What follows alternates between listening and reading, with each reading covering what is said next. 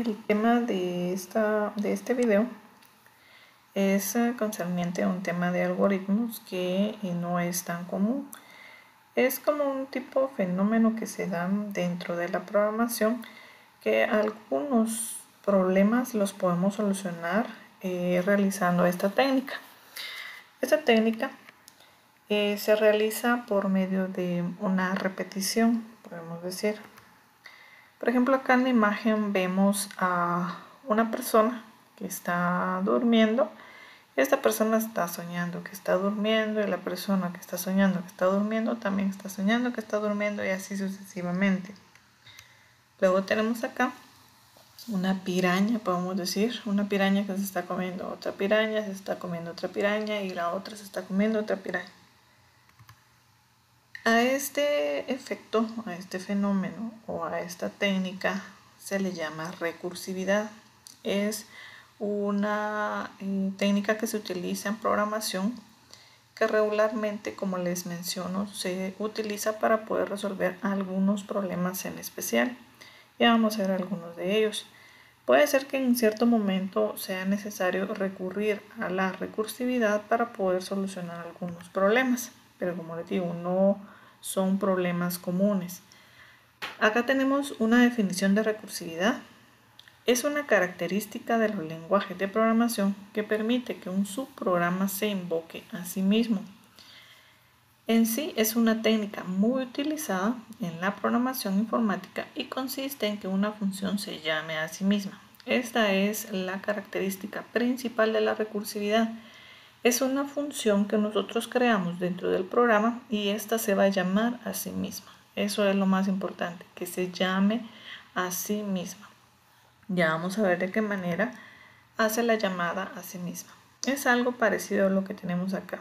La caja grande es la función la que estamos creando principalmente. Dentro de esa función yo voy a hacer llamado a la misma función. Es como encajar dentro de la misma función a la misma función, y luego esa función puede llamar a la misma función y así sucesivamente. Es como una serie de paquetes que se están utilizando dentro de la función.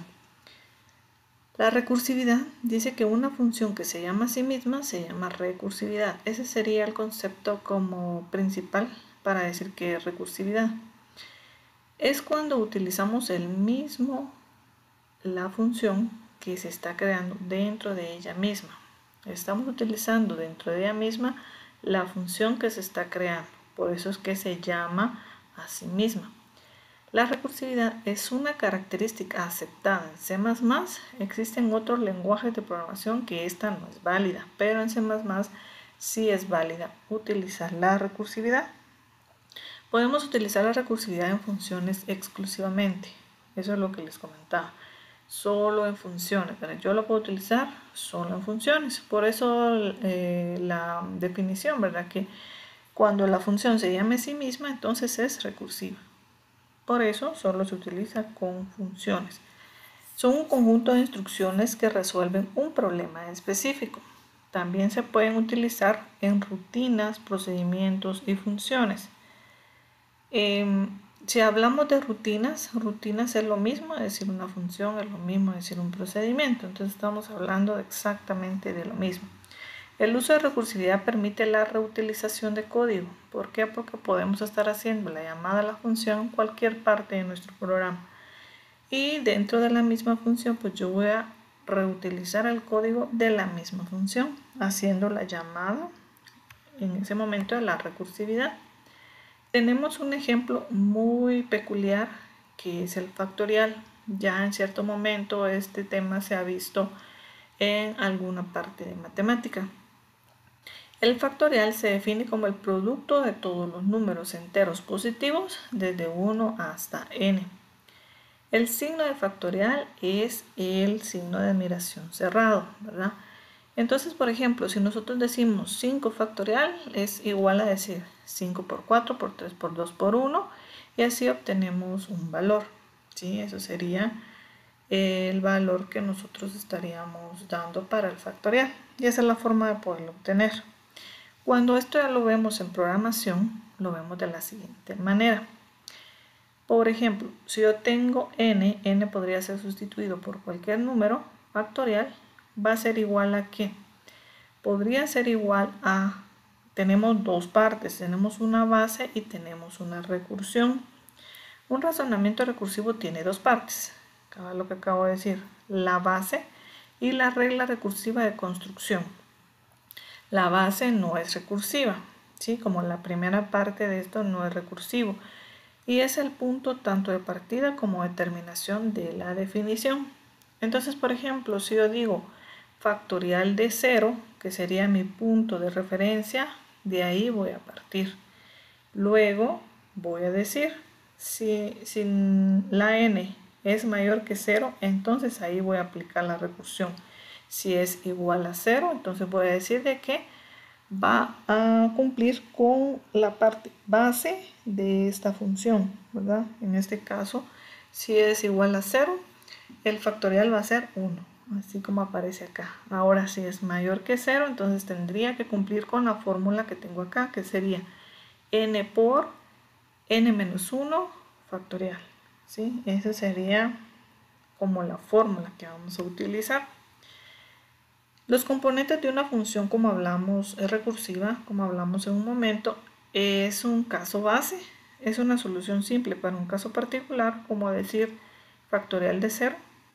Y una función recursiva es una solución que involucra volver a utilizar la función original con parámetros que se acercan al caso base. Si regresamos a lo anterior, ¿en dónde estaríamos llamando a la función o dónde se estaría llamando a ella misma? Tenemos dos veces n, quiere decir que en ese momento se está llamando a ella misma cuando nosotros tenemos n y luego n. Pasos del caso recursivo. El procedimiento o función se llama a sí mismo, eso es lo principal. El problema se resuelve tratando al mismo problema pero de tamaño menor, y es lo que ocurre en el ejemplo anterior. Cuando yo estoy diciendo que n-1, estoy disminuyendo el problema, y este se va a ir disminuyendo hasta llegar al caso base, que sería el 0.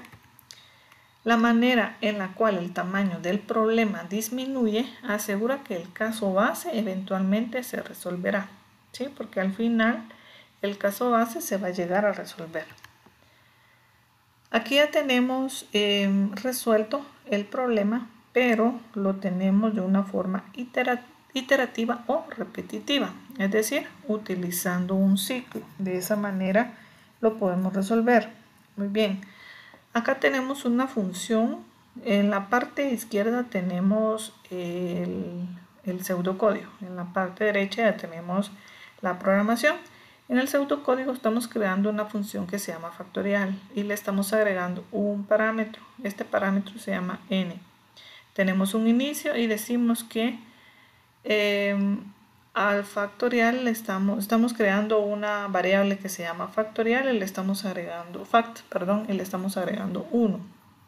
Y luego utilizamos un ciclo para i desde 1 hasta n, y luego adentro estamos diciendo que fact va a ser igual a i por fact, donde fact es la variable que acabamos de definir arriba.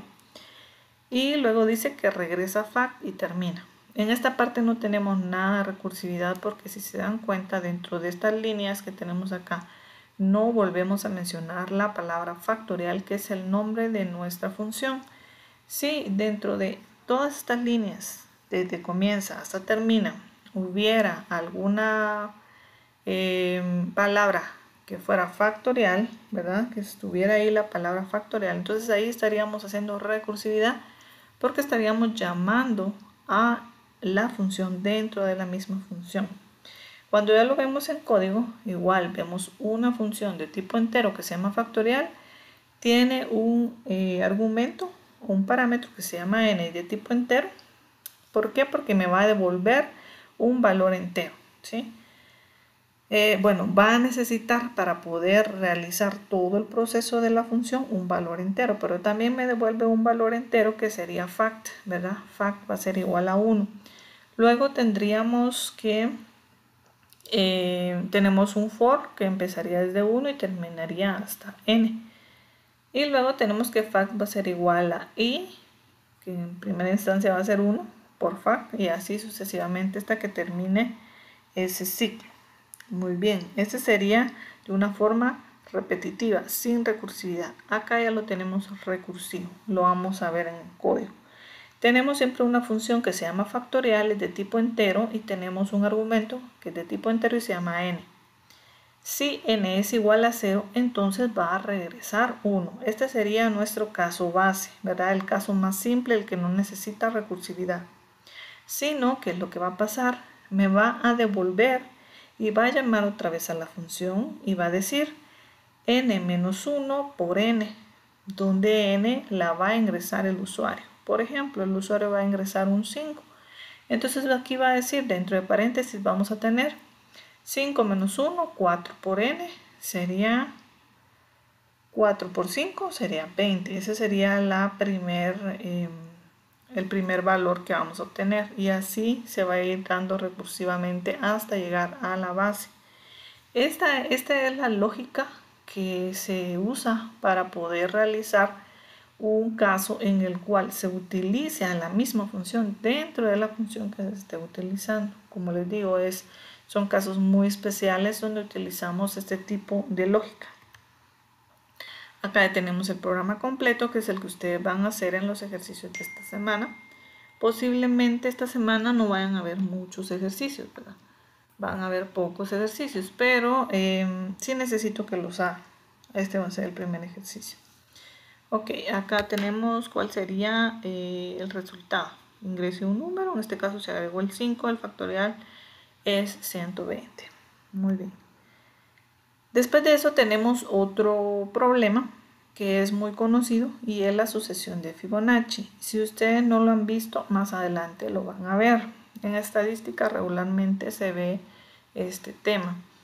Es una sucesión finita de números naturales y empieza o se realiza de la siguiente forma. Empezamos con el 0. 0 más 1 es 1. 1 más 1 es 2. 1 más 2 es 3. 2 más 3 es 5. 3 más 5, 8. 5 más 8, 13. 8 más 13, 21. 13 más 21, 34. 21 más 34, 55. Y así sucesivamente.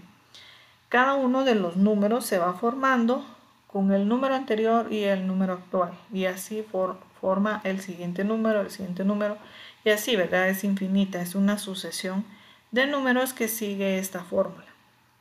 ¿Cómo se representa? Se representa por la f y luego le colocamos como un subíndice, ¿verdad? El número que necesitamos de la serie. Por ejemplo, Fibonacci 2 de la serie es igual a 1. ¿Por qué? Porque el segundo número de esta sucesión es 1. Fibonacci 5, por ejemplo, es 5. Fibonacci 6 es 8. Acá dentro de estos valores que estoy mencionando no está tomando en cuenta el 0, sino que lo está tomando a partir del 1. Pero como para explicar cómo sale el 1, tenemos que agregar el 0, por eso es que está ahí, pero regularmente la sucesión empieza desde 1. Y luego 1 más 1 es 2, 1 más 2, 3 y así sucesivamente. Muy bien, en algoritmo quedaría de esta forma. Tenemos un algoritmo que se llama fib. Tenemos una variable que se llama n, y esta variable lo que va a hacer es que me va a identificar cuál es el valor que yo necesito sacar de Fibonacci. Y acá, si la n es menor o igual a 2, entonces el valor que me va a devolver la función va a ser 1. ¿Por qué? Porque son los valores más simples que no necesitan ninguna operación para poderse realizar. Si no, Fibonacci va a ser igual a n-1 más Fibonacci, que es el nombre fib, que sería el nombre de nuestra función, n-2, donde le resto 1 al valor que se dé y también le resto 2. ¿Para qué? Para poder obtener mi tercer término, que es exactamente lo que les estaba explicando. Esto ya en código quedaría de la siguiente forma. Acá tenemos una función que se llama Fibonacci es de tipo entero y tenemos dentro de paréntesis un parámetro que se llama n, es de tipo entero. Si la n es menor que 2, entonces me va a devolver el mismo valor de la n. Digamos que menor que 2, ¿cuál sería? Sería 1, sería 0, sería cualquier número negativo, me va a devolver el mismo número. Este sería el caso base. Luego, el caso recursivo sería el que está después del else. Me va a devolver Fibonacci, que es donde vuelve a llamar a la función n-1 más Fibonacci otra vez, vuelve a llamar a la función n-2. Es decir, que cuando hace la llamada a la función, vuelve a repetir todo lo que está dentro de la misma función. Y acá, caso especial, se llama 2 veces dentro de la misma función. Por eso es que está haciendo acá recursividad doble, podemos decir. Recursiva una vez y lo suma a otra vez recursivo. Luego, dentro de nuestro programa principal, ¿qué es lo que pasa?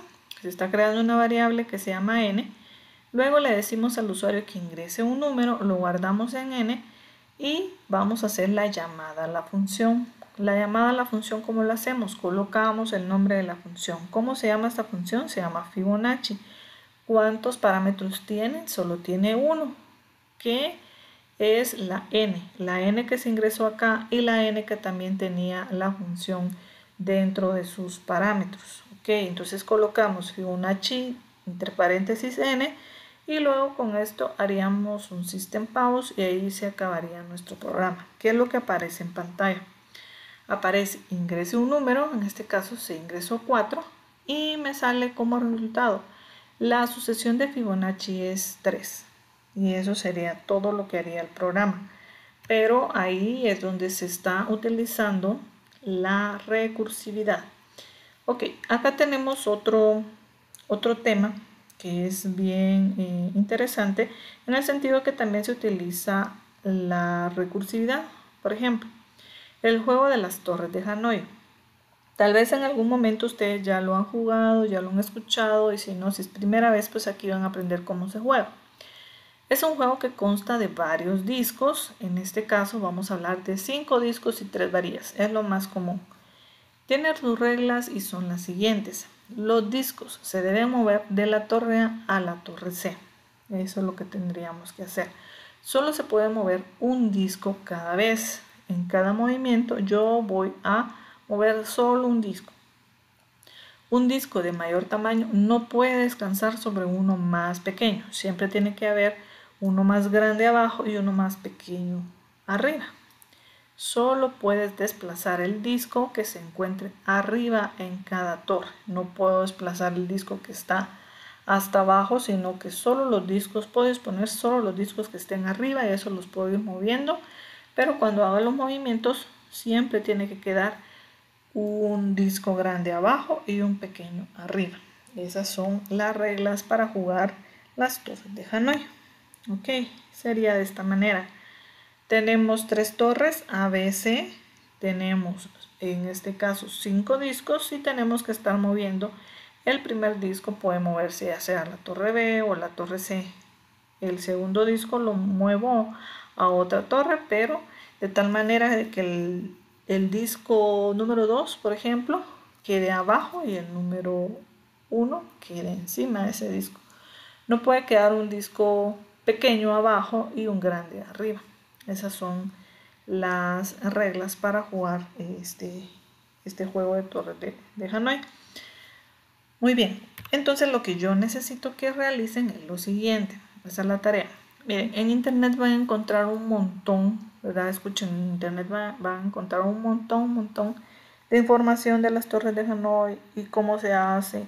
Y ya van a encontrar código en C++. Entonces yo necesito que usted analice el caso de las torres de Hanoi y realice su solución en pseudocódigo y en código C++, utilizando una función recursiva. Eso es lo que más me interesa. Entonces, cuando usted busque en internet, por ejemplo, código de las torres de Hanoi, por ejemplo, en C++, usted revise que el código que va a utilizar sea recursivo, que tenga recursividad. Usted ya con este video aprendió qué es recursividad y de la misma manera necesito que lo aplique en esta tarea.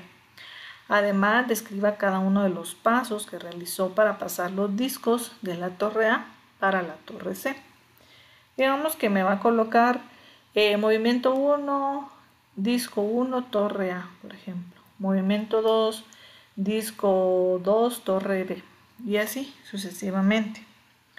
Va a mandar su solución a la plataforma. El último día para mandar su solución sería el día viernes o el sábado antes de la clase. Además de eso, necesito que por favor, además de esta tarea, dentro de su tarea me agregue la solución o los ejercicios que aparecen acá, tanto el de Fibonacci como el de factorial. Entonces, ustedes me van a entregar 3 programas al finalizar la semana. Esa sería la tarea para la siguiente semana. Muy bien, y esto es lo que estaríamos viendo el día sábado en la clase. Lo vamos a repasar un poco. Muy bien, eso sería todo por este video. Acá tengo siempre gracias por su atención y tenemos un versículo para que usted lo pueda leer. Le agradezco por su atención, gracias por escuchar este video y por verlo, y nos escuchamos en el próximo video.